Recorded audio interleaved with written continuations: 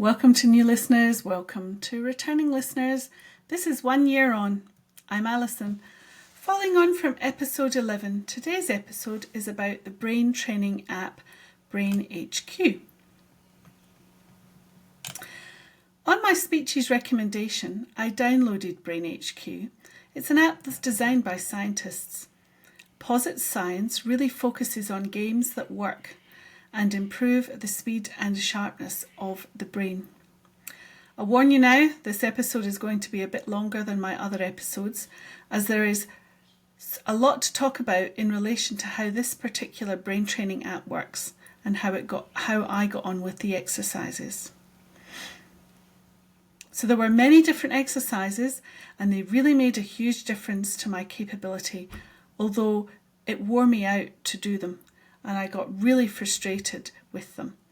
I'm going to run through them all. There are about 29, so you can see the kinds of things I had to do. I'll let you know how I felt about each of the games and how I enjoyed them or not. They're divided into 6 categories: attention, brain speed, memory, people skills, intelligence, and navigation. They are very clear in being able to show the science behind each one, so I'm glad I tried these first, even though they drove me quite mad. In the attention category, the game called Divided Attention, you are challenged to focus on colours and shapes that are on the screen. You have to press a left arrow key when the shapes are the same colour and a right arrow key when they aren't. Your challenge is to do this quicker and quicker while not being confused by them not being the same colour. It's challenging because it forces your brain to be flexible to changing what it notices each time. I struggled to do this one and to do it quickly. The next game was called Double Decision, and it challenges your brain to be quick and accurate in noticing things visually. It also calls on your peripheral vision while you are looking straight ahead. This helps particularly when you're driving.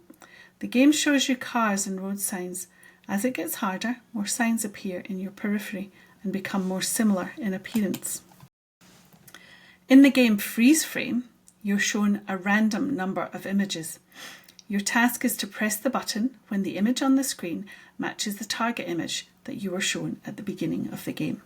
That's harder than it looks. I actually liked this game as it was very visual and it didn't use weird patterns, and there were images of mountains which I thought looked like Scotland. The game Mixed Signals was challenging. Your task is to listen to numbers, letter, a colour being presented, while also looking at numbers, symbols and letters on the screen. If what you hear matches what you see, you press the button as a match. That's harder than it looks, and it's really easy to confuse your brain, and as such it's a very effective attention training game. The game called Target Tracker has you keeping track of moving objects on the screen. The target objects have been identified at the beginning. When the moving objects stop moving, you've got to click on the target objects. It gets progressively harder with more objects and faster moving, and it's a change in contrast between them. Each of these games was really hard and I struggled with them. They all did challenge me in so many ways. The next is Brain Speed category. Eye for Detail presents you 3 to 5 images on the screen, one at a time, in different positions. Some match precisely, others are similar but not the same. Your task is to identify which images are identical. As you get better at it, the images flash more quickly and they become more similar and more spaced out. This one is really hard. In Fine Tuning, that was another game trying to confuse you whilst improving your brain processing speed. I found this task incredibly hard. Two syllables are spoken to you and you have to discern between them. Simple, yeah? It's really not. The Hawkeye game presents you with birds on the screen and you have to find the ones which match up. As you improve, the background changes and becomes more challenging and distracting. I really struggled with the game called Sound Sweep. I think my discernment must just not be tuned enough. In this, You have a frequency of sound lowering or raising in pitch from low to high or high to low. This has significant implications for speech and indeed distinguishing someone who is mumbling perhaps, something that I definitely struggle with. I always have. Maybe I should have done this game more often. The visual sweeps game is like water ripples. It shows patterns on the screen which are ripples or frequency patterns which sweep vertically or horizontally.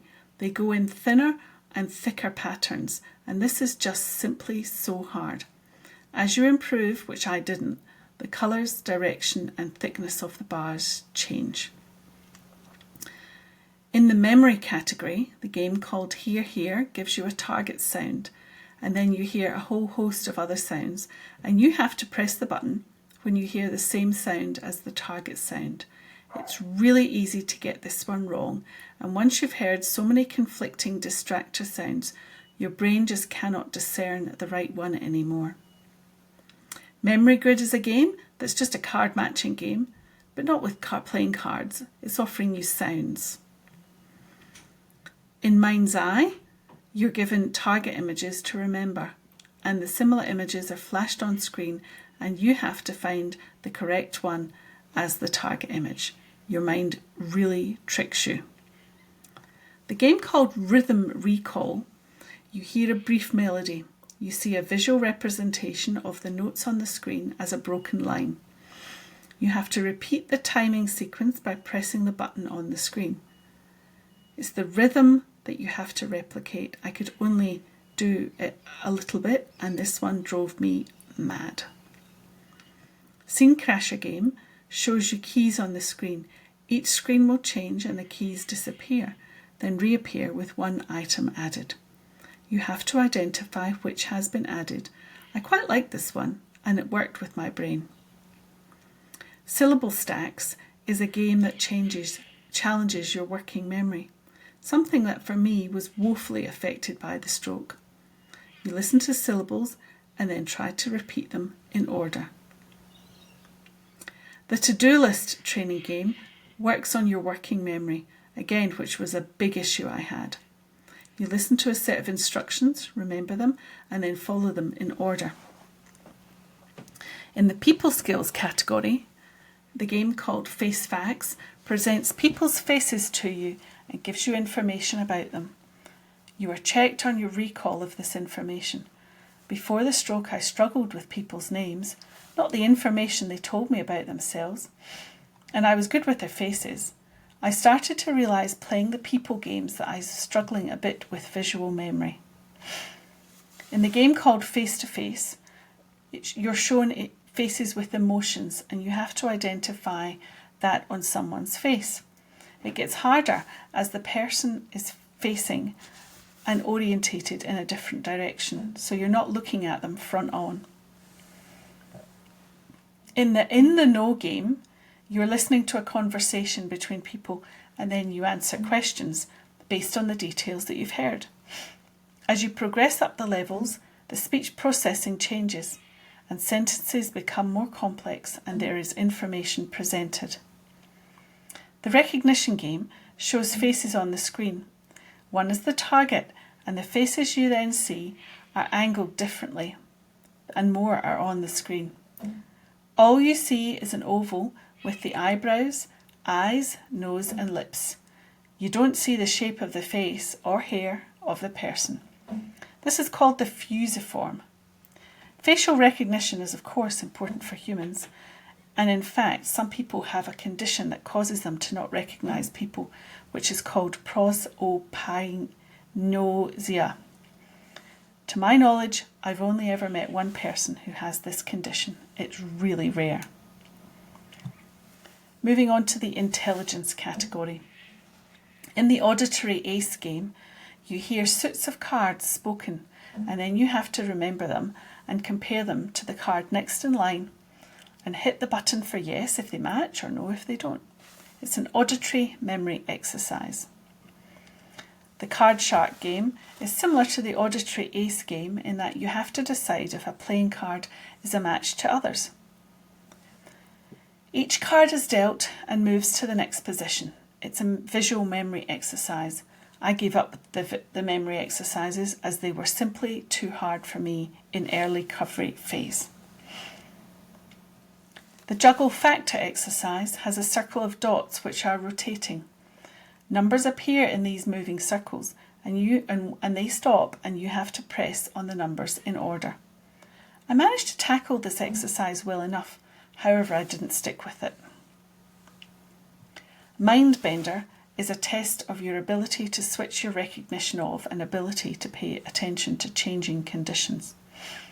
So there are two sets of numbers in front of you.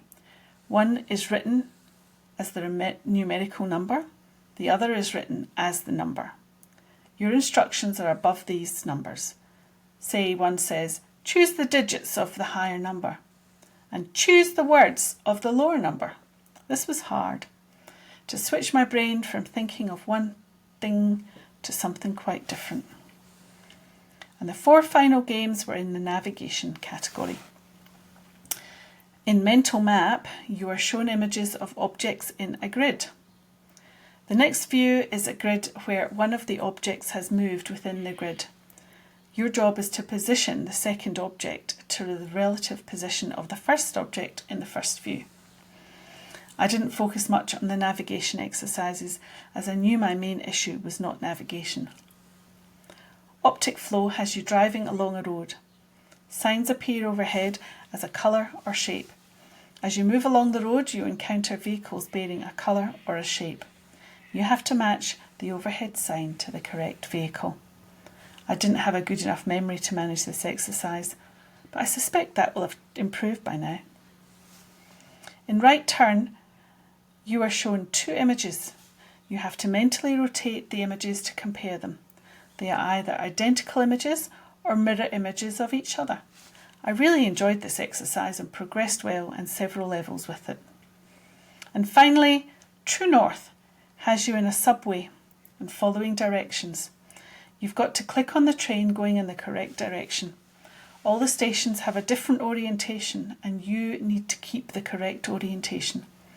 I didn't make much progress on this. I think I should go back now a year later to see if I do better. Oh dear, that was a long list. I hope even so, it was an interesting journey through the first brain training app that I tried. I kept going for over a month and then I moved on. What I didn't like about it was that it was probably too early in my recovery to try such challenging games. They really exhausted me playing them. Say I did 10 minutes on the Brain HQ. I actually needed to sleep for an hour after it. It was that hard. I found it difficult to discern between some of the graphical elements. They were deliberate, of course, to be like that. Even so, I really struggled with it. I got despondent using this app, fed up with it being so hard, as I felt I wasn't progressing at all. Looking back though, I did make progress, and I was quick on some of the elements that I did progress on, like the brain processing speed, but I simply didn't find the games that enjoyable. I had to find something more enjoyable, and therefore I would want to keep doing it. So I had to delve into brain training apps which used more gamification. Now, would I recommend this app?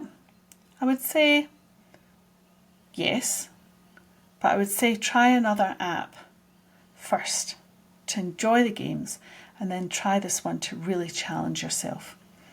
I spent so much time asleep because I actually wore myself out after doing these exercises. Thank you for listening. If you have enjoyed this episode, please like, share and subscribe. Leave me a comment. I will be back next time to talk about the Stroke Foundation's interactions with me and what support they gave. Thank you.